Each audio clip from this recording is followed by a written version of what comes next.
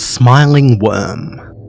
Now there's some confusion about the smiling worm. Technically, if you really want to describe the creature, it's similar to a centipede or millipede, and it's all nightmare fuel. So imagine an earthworm.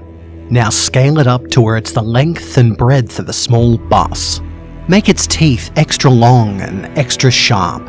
Add multiple rows of those teeth that are strong enough to chew through steel. Now give it the ability to digest any material it consumes. Next, give it an appetite for living things, humans being at the top of the list of its favourite foods. Finally, give it the ability to spawn infinite limbs for it to really manoeuvre around. Clawed legs and arms that let it rapidly tunnel through the ground and through walls. Take this knowledge and know that it's likely coming for you.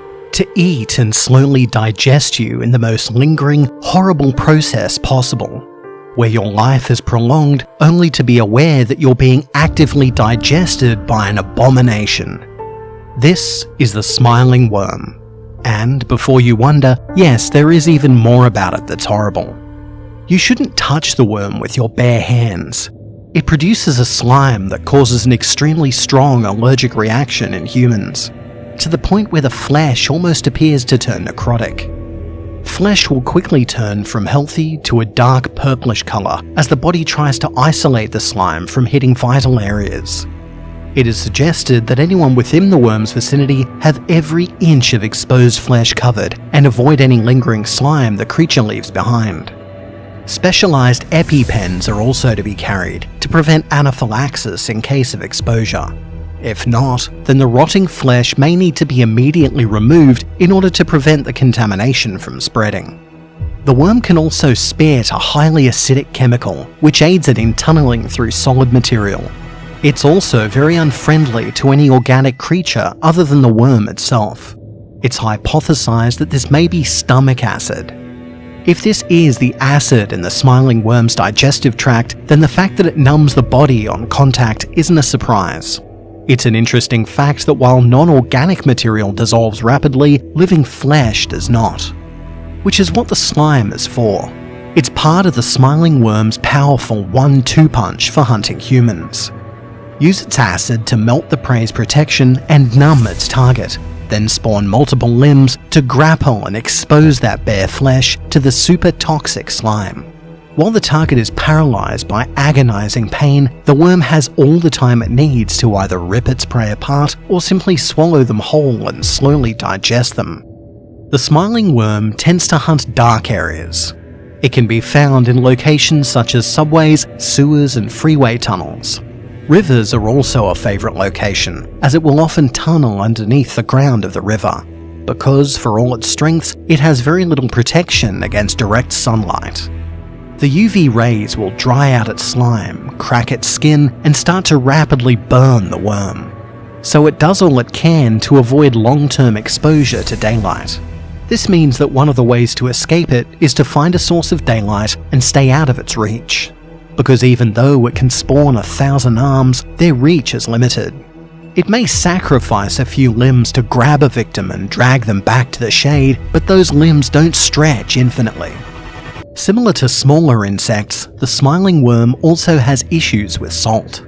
Applying salt to any part of its body will cause it to sizzle as the salt begins to eat through its flesh. This is a bad idea though. Salting the worm will drive it berserk, making it grow many limbs and spasm as though it's having a seizure, spewing acid everywhere.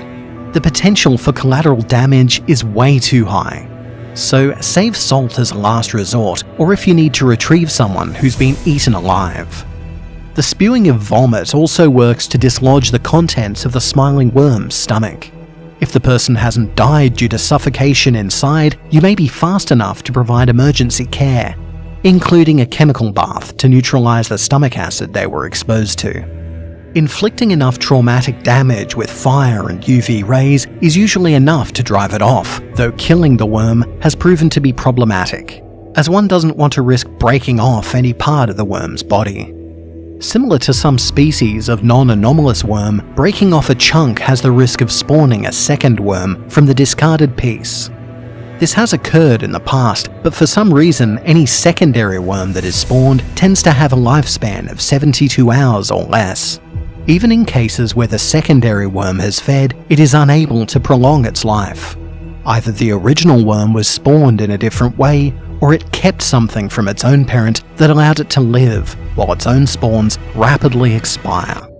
Don't underestimate the spawn of the smiling worm, however. Though smaller, it is much more aggressive than its parent, rapidly seeking and attacking any potential source of food it encounters. The parent is a relatively picky eater, only hunting when it needs to eat. By contrast, the spawn will try to consume everything it encounters, living or dead. Potentially, this is an instinctive drive to correct whatever flaw it is that causes its short lifespan. Whatever that drive is, there have been recorded cases of spawns even attacking the elder worm itself. If you do happen to shoot or cut off a large piece, be sure to burn the wound or expose the whole section to UV light. Drag it into the sunlight if possible. That usually halts the regeneration process and causes the worm to retreat in order to heal its wounds. Again, salt can be used, but runs the risk of triggering a berserk reaction. So far, the worm has only been found in New York City. There haven't been records of more than one, so it isn't a species, just a mutation of an insect that went horribly wrong.